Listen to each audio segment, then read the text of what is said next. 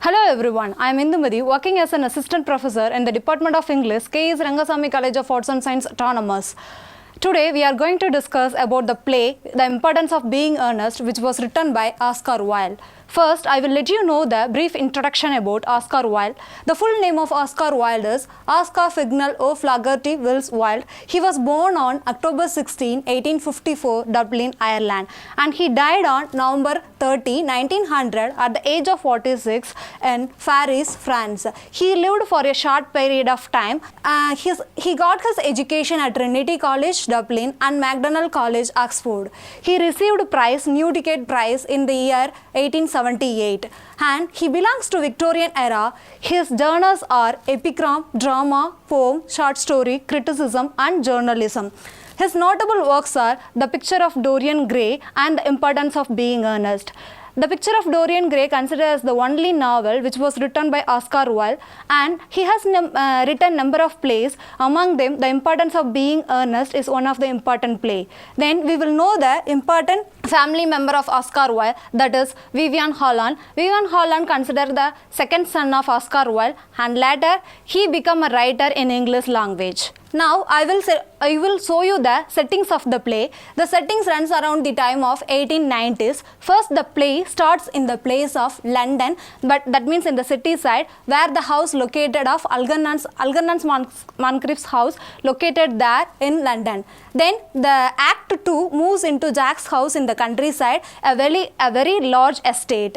Then the play ends with the village church. First, we will look into the characters so that we can understand the play very well. I will introduce the character one by one. The first character is Jack Worthing, who is the protagonist of this play, who has the relationship. He was the lover of Gwendolyn Fairfax. She will be considered as the heroine of this play, and Algernon Moncrief is his friend. At the end of the play, we came to know that Algernon Moncrief is the brother of Jack Worthing, and Lady Bracknell is aunt of Algernon Moncrief, and for Lady Bracknell, Algernon Moncrief is a nephew. Then we will know the character of Cicely Cardew. Cicely Cardew is the cousin of Jack Worthing. Jack Worthing ward is Cicely Cardew, and Gwendolyn Fairfax's mother is Lady Bracknell. Next, we will detailedly discuss about the character sketches of each one character in this play. First, the protagonist of this play, Jack Worthing. After his name, he has the initial JP. JP in the sense Justice of the Peace. We will know it the final line of this slide. First, Jack Worthing considered as the hero of this play. Either we can call him as a hero or protagonist of this play. Jack Worthing is a seemingly responsible and respectable young man who leads a double life. Double life in the sense, in city side he leads his life as Ernest Worthing, and in countryside he leads his life as Jack Worthing. He is a respectable young man in countryside. Then he leads his life in Hertfordshire, where he has a country estate. Jack is known as Jack in country, whether in London Jack is known as Ernest. As a baby, Jack was discovered in a handbag in the clock room of Victoria Station by an old man. The old man here refers to Thomas Cardew, who is the grandfather of Cicely Cardew. Then, who adopted him and subsequently made Jack guardian to his granddaughter Cicely Cardew. Jack is in love with his friend's Algernon Moncrief's cousin, Gwendolyn Fairfax. The initial after his name indicates he is a Justice of the Peace. That means JP in the sense Justice of the Peace. We will move into the secondary hero of this play. That secondary hero is Algernon Moncrief.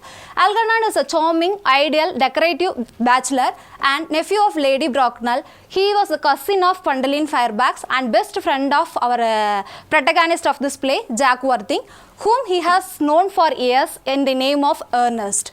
Algernon is a brilliant, witty person, and he is kind of selfish, immoral, and given to making delightful paradoxical and epigrammatic pronouncements. Then he has invented a fictional friend named Bunbury. Bunbury in the sense who want to escape from the duty of the social obligations. They created a name Bunbury, and they doing whatever the things they are needed in the outside the society. He has invented a fictional friend Bunbury, an invalid whose frequent sudden relapses allow Algernon to wriggle out of of unpleasant or dull social obligations. Next, we will move into the heroine of this play, that is Gwendoline Fairfax. Algernon's cousin and Lady Bracknell's daughter is Gwendoline Fairfax.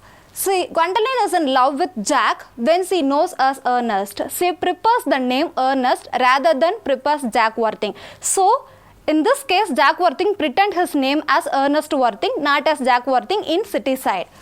Then, a model and arbiter of high fashion and society, Gwendoline speaks with inaccessible authority on matters of taste and morality. She is a sophisticated, intellectual and cosmopolitan and utterly pretentious lady.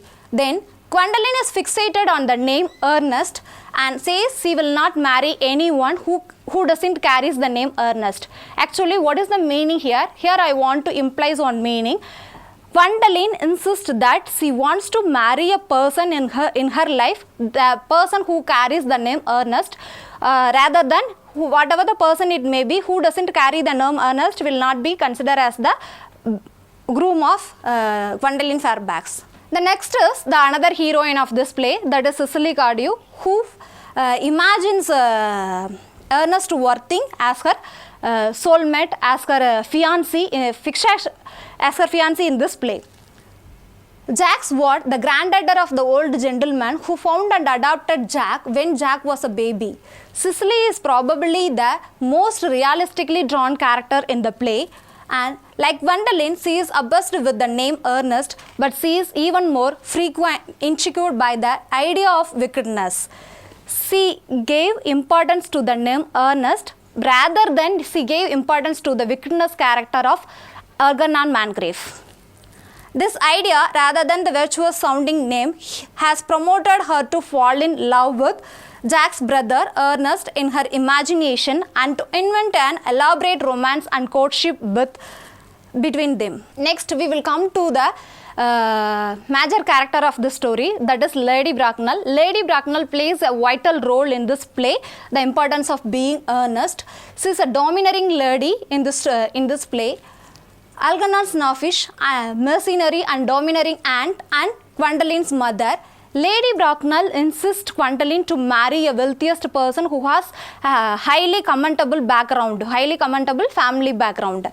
So that is the expectation of Lady Bracknell to Gwendoline Fairfax. She has a list of eligible young men and a prepared interview for the gifts to potential suitors. Like her nephew, Lady Bracknell is given to making hilarious pronouncements, but where Algernon means to be witty, the humor in Lady Bracknell's speeches is unintentional. Where Algernon speaks with the sense and he mean it to be witty, but unintentionally when the words pronounced by Lady Bracknell, it makes the people laughter. Through the figure of Lady Bracknell, Wilde manages to satirize the Victorian society. When she gives a dinner party, she prefers her husband to sit around with the servants to eat dinner. She is cunning, narrow-minded, authoritarian and possibly the most quotable character in the play. Next, we come to the minor characters of this play, that is Miss Prism. Sicily's governess. From the childhood itself, she is the person who takes care of Sicily in this play. Then she highly approves Jack's presumed respectability and harshly criticizes the unfortunate brother. Here, unfortunate brother refers the fictitious character created by Jack Worthing, that is Ernest Worthing. Puritan though she is, Miss Prism's severe pronouncements have a way of going so far over the top of that they inspire laughter. When she pronounced some words that made people laughter, likewise she pronounced some words. Then, despite her rigidity, Miss Prism seems to have a softer side. She also have a softer side in her character. She speaks of having once written a novel whose manuscript was lost or abandoned. She always spoken with Cicely that she lost a manuscript which was written by her in the previous years. And she entertaining romantic feelings for Dr. Jasipal. Actually, Dr. Jasipal is the priest. He is working in the estate of Jack's, but he prefers romance with Miss Prism. Next is Canon Jasipal, D.D. D.D. refers Doctor of Divinity. the rector of Jack's estate. Rector in the sense he was a priest in the Jack's estate. Both Jack and Algernon approach Dr. Chasuble to christen their name as Ernest, because they have already the real name Jack Worthing and Algernon Moncrief, but the lady Cicely Cardew and Gwendolyn Fairfax prefer the name Ernest, so they are planned to change their name as Ernest Worthing. So they request Dr. Chasuble to christen their name as Ernest. Dr. Chasuble entertains secret romance for Miss Prism. As I already told you in the previous slide that Miss Prism also encourages the secret romance of Dr. Chasuble, and Dr. Chasuble also encourages the secret romance of Miss Prism. The initials after his name stands for Doctor of Divinity, as I already told you. Next we have the very minor character. There is no importance for this character in this story. Algernon's manservant is Lan. When the play opens, Lan is the only person who knows about Algernon's practice of Bunburying. The next is Lan appears only in Act 1. This play contains 3 acts, Act 1, Act 2, Act 3. In Act 1 alone, the servant Lan appear in this play. In Act 2 and Act 3, Merriman, who is the butler of Jack, appears in this play. The butler at the manor's house, Jack's estate in the country, Merriman appears only in Act 2 and Act 3. Next slide. We will know the homophone which was used by Oscar Wilde in this play, that is earnest and earnest, E-R-N-S-T and E-R-N-E-S-T. So that is the homophone in the sense one of a group of words pronounced in the same way but differ in meaning or spelling or both. So it gives the pronouncement in the same way, but the meaning and spelling is different. So here I will differentiate the meaning of these two words. First is E-R-N-E-S-T, that is earnest, the name of the persons in this play. Ernest, Jack's alter ego in the city. This character is Jack's alter ego in the city. Then Jack's imaginary younger brother, and also Cicely's fantasy fiancé. As I already told you, Sicily imagines that there is a character called Ernest Worthing that is considered as Jack's Worthing brother. She imagines to fall in love with the person Ernest Worthing. So she believes that Cicely's fantasy fiancé considered as Ernest Worthing.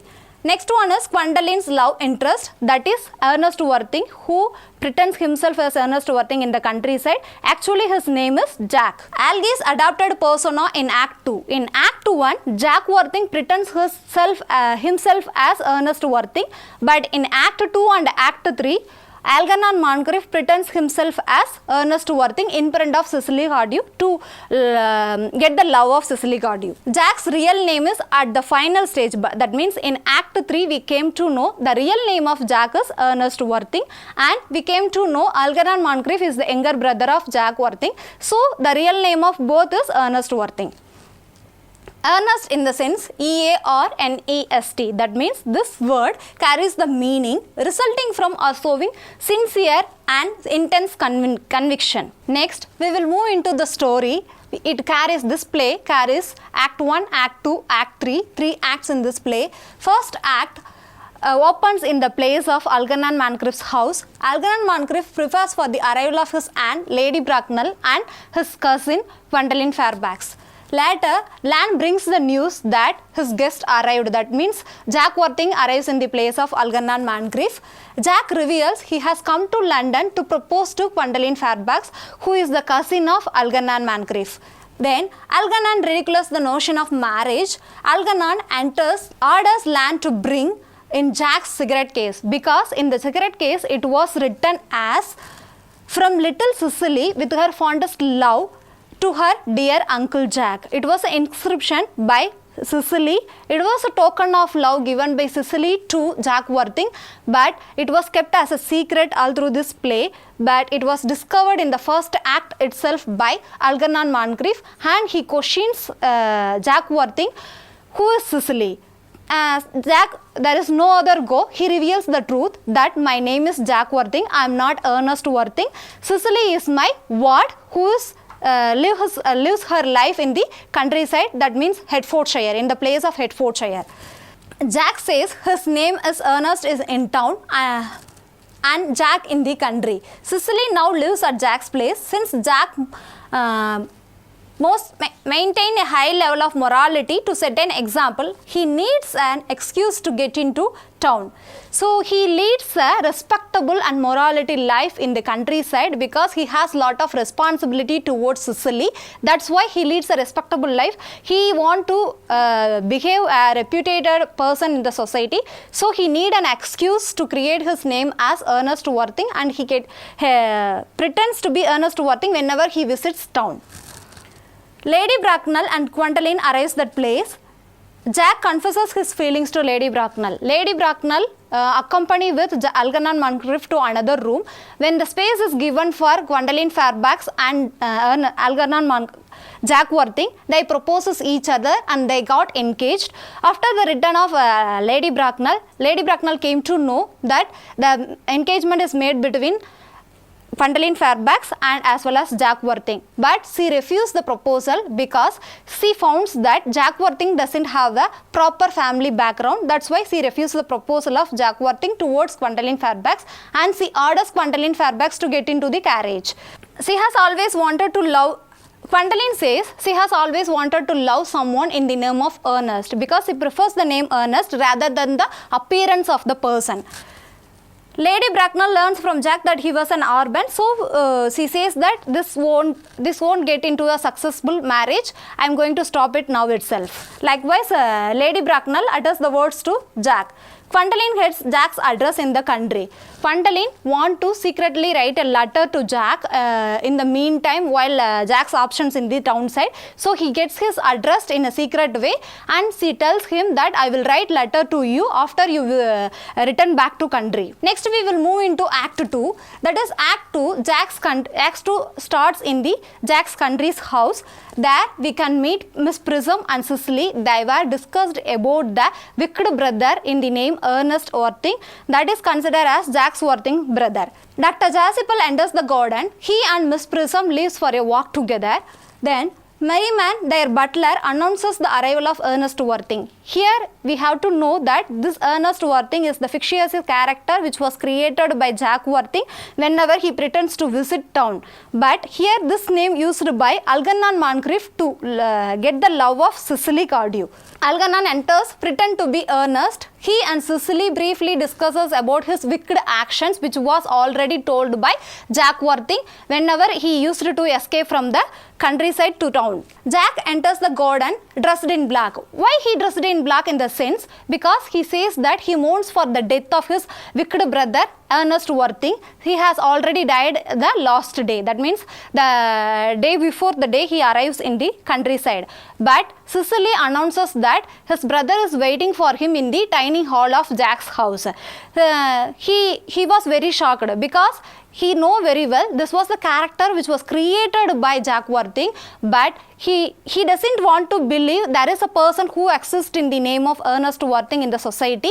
So he says that I don't have a brother. Likewise he says to Cicely Cardew, but Cicely Cardew announces you have your brother, he is in the dining room. Algernon asks Cicely to marry him and she points out that they have been engaged for 3 months. So actually Algernon Moncrief doesn't know the engagement between Cicely Cardew and Ernest Worthing. She imagines like that, 3 months I have been engaged to you, so I am waiting for your arrival. I really wanted to love with you. That is what's told by Cicely to Algernon Moncrief. She also admits that she loves him because his name is Ernest. As we know already, Gwendoline Fairfax also prefers the name Ernest. Cicely Cardew also prefers the name Ernest. She also admits that she will prefer only the name Ernest. Merriman announces that Gwendoline has asked to see Mr. Worthing. Mr. Worthing in the sense he is Ernest Worthing, but it was misunderstood by Cicely, that is Jack Worthing. She says that Jack Worthing is my uncle and Ernest Worthing is my lover. Cicely tells her that she is not Ernest Ward but his brother Jack's, rather she is going to marry Ernest. They compare diary entries. Gwendoline feels she has a prior claim since Ernest asked to marry her yesterday. Gwendoline says that yesterday itself we made an engagement between Ernest Worthing and Gwendoline Fairfax. So I am the first person who is ready to who has the claim to marry Ernest Worthing in the first place. This girl argue and insult, these girls argue and insult each other. They are argue between them and insult each other in the place of Jack Worthing. Next we move into Act 3. Act 3 happened to be in the same house of Jack Worthing. Jack and Algernon enters the garden and they were questioned by Gwendoline and Sicily. They are ready to answer. They are reveal the truth that their real name is Jack Worthing and Algernon Moncrief. They don't have a person in the name of Ernest Worthing. This was the statement given by Algernon Moncrief and Jack Worthing in this play to Gwendoline and Sicily.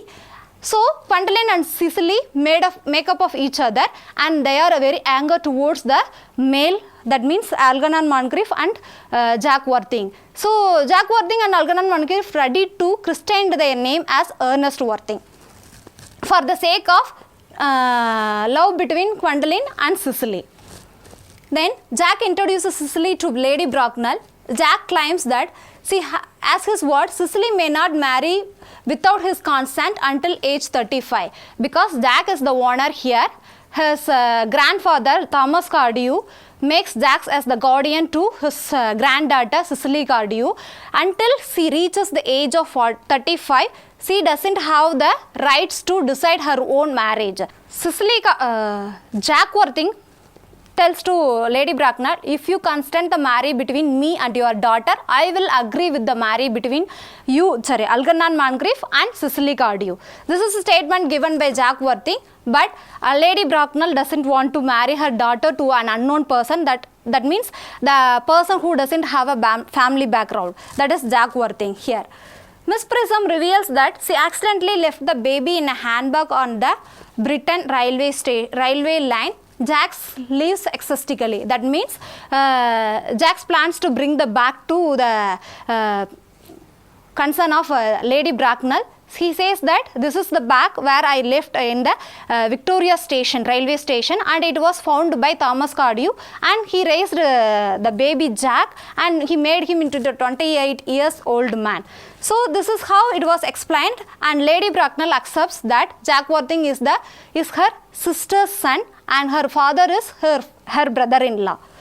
This is how the story ends, and the three pairs here embraces each other. The pairs are Chasuble and Miss Prism, Algernon and Sicily, and Jack and Gwendoline. They make up of each other. They embraces each other. Jack tells Lady Bracknell that he has realized for the first time in his life the vital importance of being earnest. Next, we will see the whole summary in a nutshell.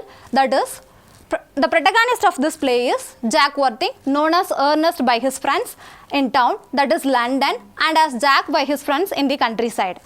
Then the major conflict in the play, Jack faces many obstacles to his romantic union with Gwendoline, who objects what she refers to as Jack's origin. Another obstacle is Gwendoline's obsession with the name Ernest. This is the major conflict in the story, and the raising action is Algernon discovers that Jack is leading a double life in this story, and the climax of the story is Gwendoline and Sicily discover that both Jack and Algernon Moncrief pretends their name as Ernest, but their real name is not like that. The following action of the story is Miss Prism is revealed to be the governess who is mistakenly abandoned Jack as a baby in the Victoria station, and Jack is discovered to be Algernon's elder brother and is the actual fact the named as Ernest. At the end, we came to know the real name of Jack Worthing and Algernon Moncrief is Ernest Worthing. Next, we will see the major themes in this story, in this play. The major themes are four. That is the nature of marriage. The second one is the constraints of morality, and the third one is hypocrisy versus inventiveness. The fourth one is the importance of not being earnest. These four things are considered as major themes in this play. Motives are inversion, death, the dandy. The symbols used in this play is the double life and food. These are all considered as the important quotations in this play. As for now, we have seen a lot of information about the characters in the play, the importance of being earnest, and we have detailed analyzed the summary of this play, Act 1, Act 2, Act 3. Finally, in a nutshell, we had seen the dramatic dramatic structures followed by Oscar Wilde in this play, that is protagonist, rising action, climax, falling action, all these things we had seen in the slide. Thank you. We will meet you in future.